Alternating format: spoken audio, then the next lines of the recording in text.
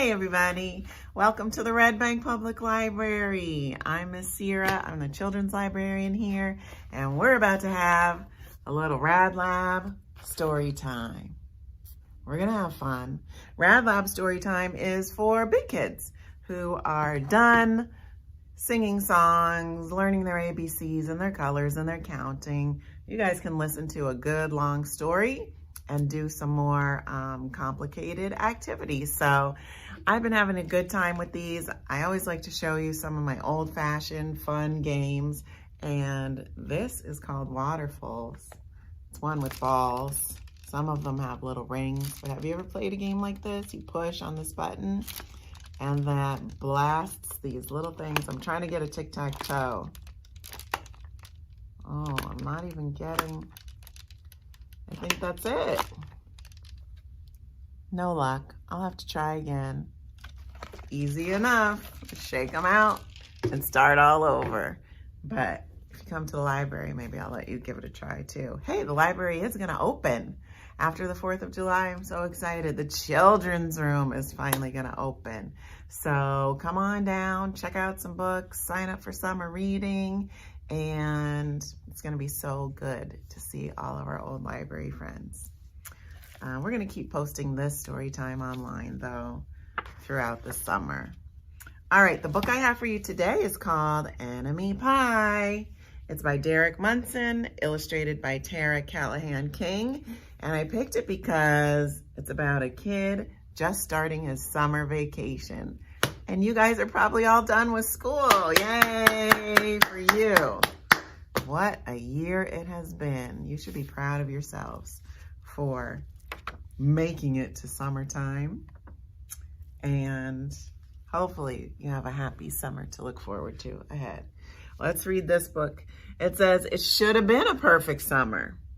My dad helped me build a tree house in our backyard. My sister was at camp for 3 whole weeks, and I was on the best baseball team in town. It should have been a perfect summer, but it wasn't. It was all good until Jeremy Ross moved into the neighborhood, right next door to my best friend Stanley. I didn't like Jeremy Ross. He laughed at me when he struck me out in a baseball game, and he had a party on his trampoline and I wasn't even invited. Well, my best friend Stanley was. Jeremy Ross was the one and only person on my enemy list. I never even had an enemy list until he moved into the neighborhood. But as soon as he came along, I needed one. I hung it up in my treehouse where Jeremy Ross was not allowed to go. Dad understood stuff like enemies.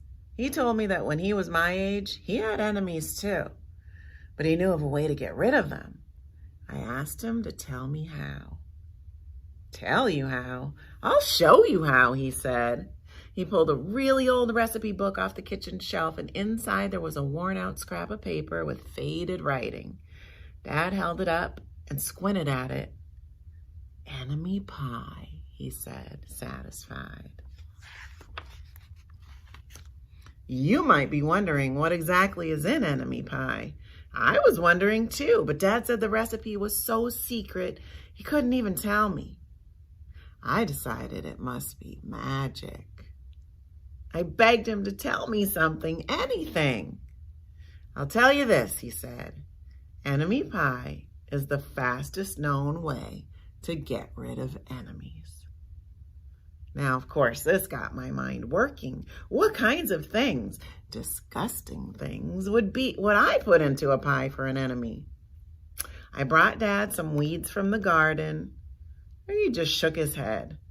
I brought him earthworms and rocks, but he didn't think he'd need those. I gave him the gum I'd been chewing all morning. He gave it right back to me. I went out to play alone. I shot baskets until the ball got stuck on the roof. I threw a boomerang that never came back to me, and all the while I listened to the sounds of my dad chopping and stirring and blending the ingredients of enemy pie. This could be a great summer after all. Enemy pie was going to be awful. I tried to imagine how horrible it must smell, or worse yet, what it would look like. But when I was in the backyard looking for ladybugs, I smelled something really, really, really good. As far as I could tell, it was coming from our kitchen. I was a bit confused.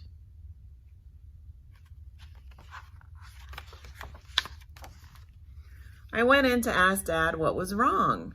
Enemy pie shouldn't smell this good. But Dad was smart. If enemy pie smelled bad, your enemy would never eat it, he said. I could tell that he'd made enemy pie before. The buzzer rang, and Dad put the oven mitts on and pulled the pie out of the oven. It looked like plain old pie. It looked good enough to eat. Oh, I was catching on. But still, I wasn't really sure how this enemy pie worked. What exactly did it do to enemies? Maybe it made their hair fall out or their breath stinky. Maybe it made bullies cry. I asked Dad, but he was no help. He wouldn't tell me a thing. But while the pie cooled, he filled me in on my job.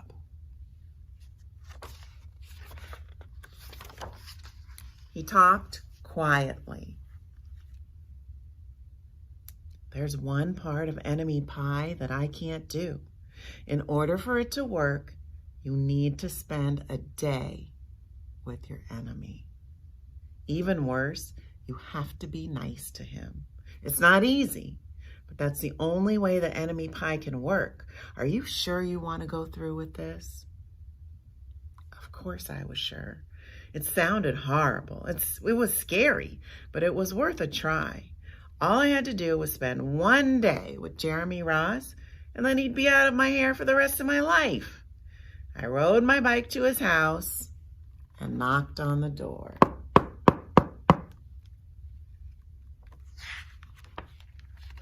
When Jeremy opened the door, he seemed surprised.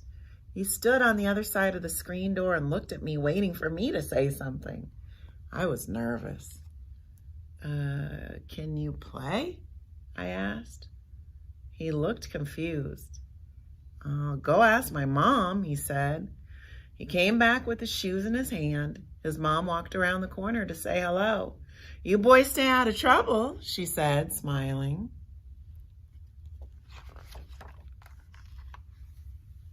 We rode bikes for a while and played on the trampoline.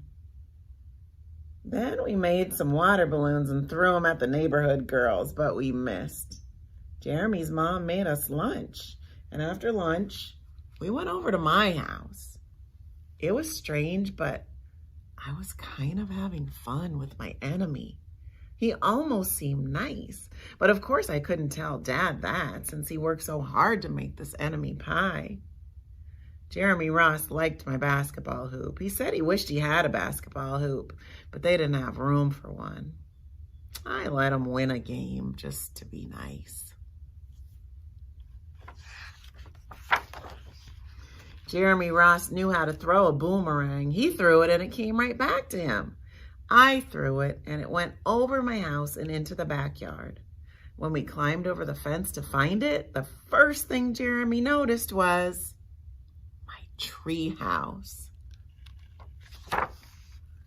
My tree house was my tree house. I was the boss of it. If my sister wanted in, I didn't have to let her. If my dad wanted in, I didn't have to let him. And if Jeremy Ross wanted in, can we go in? He asked. I knew he was going to ask me that. But he was the top person, the only person on my enemy list. And enemies aren't allowed in my treehouse. But he did teach me how to throw a boomerang. And he did have me over for lunch. And he did let me play on his trampoline. He wasn't being a very good enemy. Okay, I said, but hold on. I climbed up ahead of him and tore the enemy list off my wall. I had a checkerboard and some cards in the treehouse, and we played games until my dad called us down for dinner. We pretended we didn't hear him. And when he came out to get us, we tried to hide from him. But somehow he found us.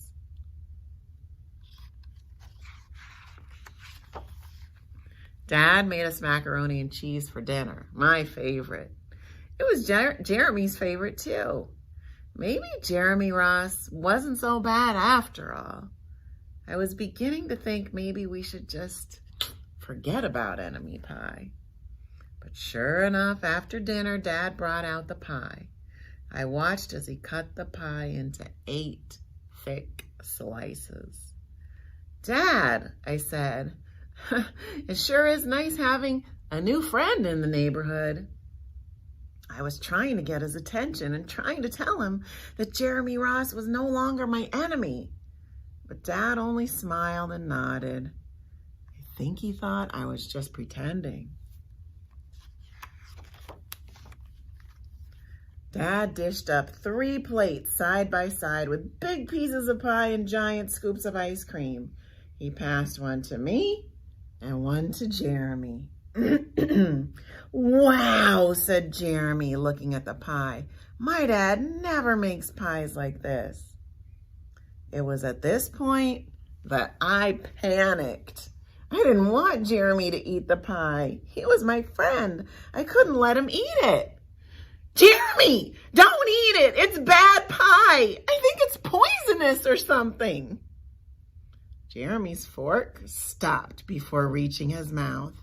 He crumpled his eyebrows and looked at me funny. I felt relieved. I had saved his life. I was a hero.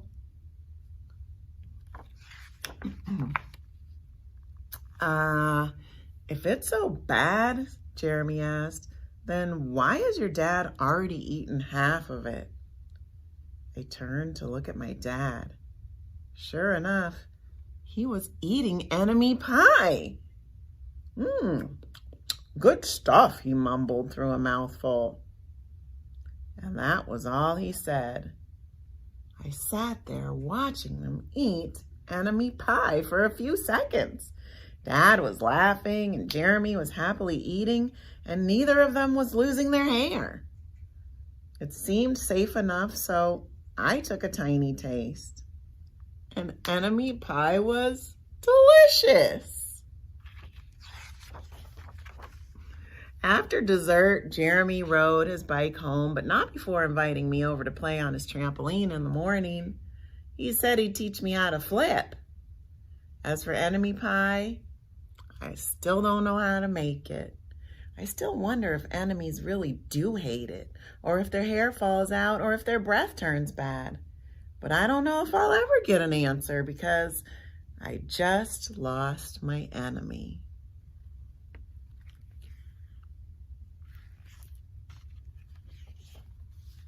That's the end. How did he lose his enemy? Because his enemy turned into a friend. I love that story. Because if you just give people a chance and try not to make a judgment about them before you actually get to know them, then usually you find out you guys might have a lot in common and you can be friends. So we're gonna get ready to talk about some games and fun things that you can do. Wasn't that treehouse cool? Does anybody, that's some old-fashioned fun. Does anybody have a tree houses anymore? Wow, that takes a lot of energy and effort to build it, but once you have it, it's pretty special. But they were playing games and doing some fun stuff together, so let me get my stuff ready and we'll talk about that. So playing games with your friends and family is a lot of fun. There's even some games that you can play all by yourself. But this is a selection of some of the card games that we have at the library that I really like. Look at these jumbo playing cards. They're fun. Uno is always fun. Spot It. I love trivia, so I love these brain quests. Dutch Blitz, I think it's hard, but some people really like it. And Slamwich. So this is just an example of some games that you could play together. Now I want to show you some books that we have at the library that would give you lots of ideas for fun things to do. Unbored, that's a good title. The Daring Book for Girls and The Dangerous Book for Boys. These are really fun. Nowadays, I think you could combine these books and just say The Daring and Dangerous Book for Kids. But nonetheless, they're here and full of great ideas. In this book, Unbored, there's a section about making your own games. Did you ever think of that? Well, we did in our Power Play program. A group of kids made up this cute game. It's called Duck Party. And you can print a template game board like this off the computer, just an empty one, and then fill it in with whatever you decide for your game. So this game, everyone starts out with a duck and a present. And you're on your way to the duck party. You roll the dice and follow the path. So if I move 4 spaces, I end on this spot, it says go back to the start. So that wasn't too good. I roll 3 and it says I got another present. That's pretty sweet. Here it is. So now I'm going to carry 2 presents with me. In some spots you lose a present and different things can happen along the way, but this was a cute game that a whole group of kids got together and made up. And I think that's really fun. Maybe you could try that too. So I hope that this story time will inspire you to get out and have some fun with your friends or your family. If you don't want to play a game inside, go outside, play tag, run around, kick the ball, hop on your bikes or your scooters or your skateboards, and just be together, have a good time, make some new friends. Remember to be open and accepting of new people, and have a good time. It's summertime. Enjoy. All right, we'll see you very soon. Thanks for coming to this RAD Lab Story Time. Bye, friends.